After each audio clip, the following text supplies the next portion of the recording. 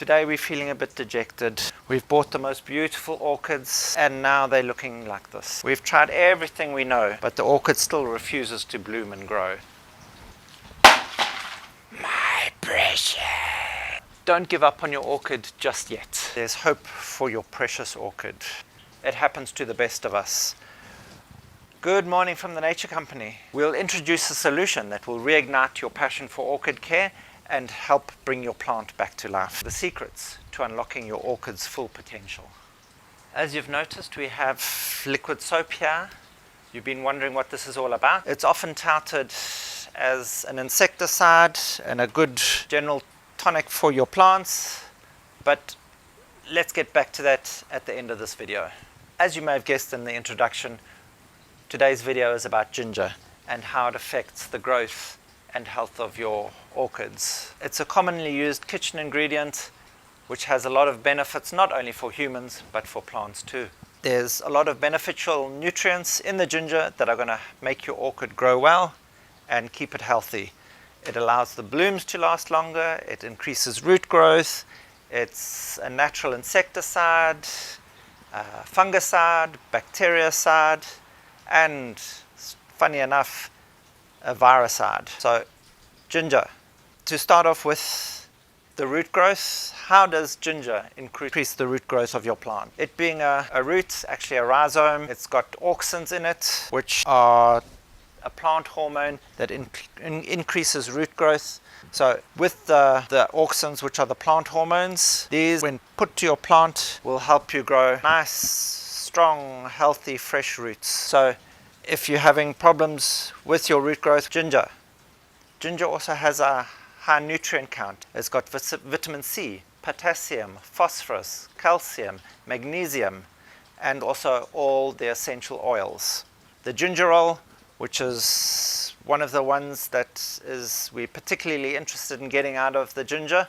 This is used as the insecticide that helps with the pests like mealybugs, aphids, thrips. So it can control a lot of different insects and pests on your plant, as well as being a deterrent. So the gingerol, which is part of the reason that the ginger has that specific scent, is also a deterrent to ants. So this will also help reduce the pest populations on your plant, as the ants won't be bringing in things like aphids and other such pests that will affect your plant. Ginger is also a well-known antiseptic, which will help if your plant does have any open wounds or breaks or cuts that you've made when you've been transplanting or dividing or removing dead parts of the plant, to keep the bacteria out and keep your plant safe from any other diseases that may want to infect it through that way.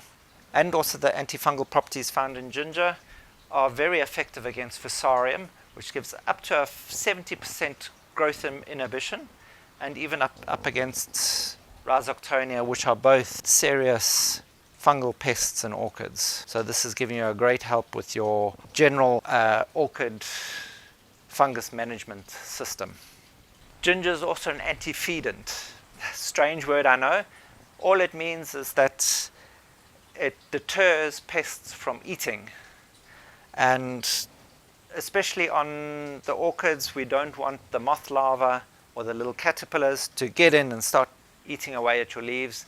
This is an excellent deterrent or anti-feedant for those larvae. The ginger also helps your plant flower for longer. How does it do this, you may ask? Well, part of the reason is the auxins that produce stronger roots, which allow for more absorption of nutrients. This more absorption of nutrients give the plant more energy to hold those flowers in good form for longer.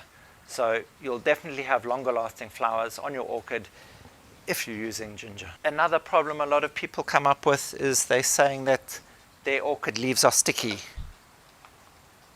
And this is from the honeydew. The honeydew is either from the flowers, especially at bud point, where they drip the nectar down onto the leaves, forming a stickiness. Also, you can get honeydew forming in off from the underside of the leaves, This is often from when you're overwatering your plant and the plant is absorbing up too much water and the water is being excreted from these points. The honeydew has glucose levels in it from the plant itself, and this can either attract insects or give areas where fungal growth can happen quickly. Black sooty mold can set in easily and destroy your plant relatively quickly. So also using your ginger as a wipe to remove this honeydew and the excess sugars is an excellent idea, because then not only is it removing all the excess sugars, but you're also replacing some of the oils back onto the surface of the leaf that are helping protect the plant. And this is where the soap comes in. By using liquid soaps, you're going to be removing off the excess waxes and oils off your plant as you're wiping it, and this can then also lead to infection straight through into the cells of the leaf, which, since the waxy oily surface has been removed. So much better option, go with your ginger. Now that I've been telling all these amazing things about ginger and how good it is for your plant, you're asking me, how do I use it? It's very easy to do. All we need is the ginger. We can even use this dried up ginger that's been left lying around in your kitchen. This also works. It still has all the active ingredients in it. All that's happened is that it's dehydrated. The water content has been removed. So this you can still grate up or grind in a grinder and use it as a powdered form into water. All you'll do is add a lukewarm water at around 50 degrees and let it steep there overnight, and you're A for away. But here we're going to be showing you with the fresh ginger. So all we're going to be doing is grating it on the grater on the fine side. You can see already we've got some nice liquid coming out.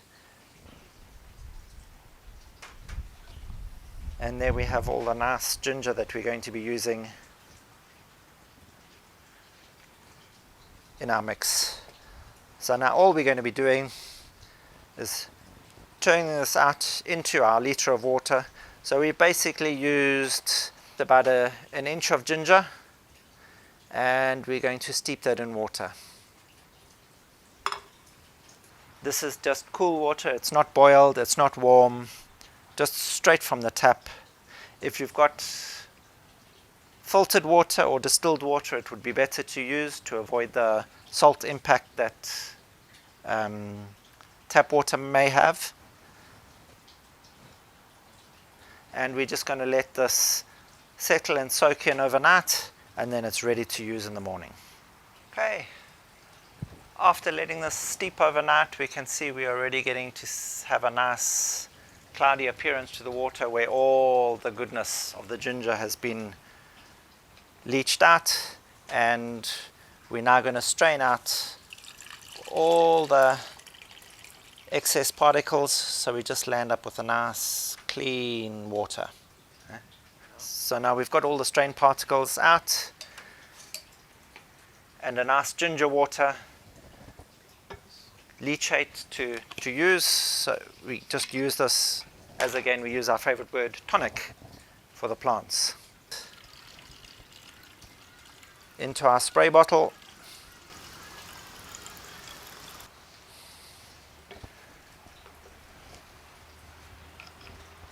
And of course, again, the easiest thing in the world to use now. All we do is use it to spray directly onto the leaves and under the leaves. You notice already it's spraying away the mealybugs. And then of course we're giving the roots and the root zone a good spray. Now that we have drenched the plant and we are having drips of it into the crown and the sides of the leaves, we can just pour a little bit of that off,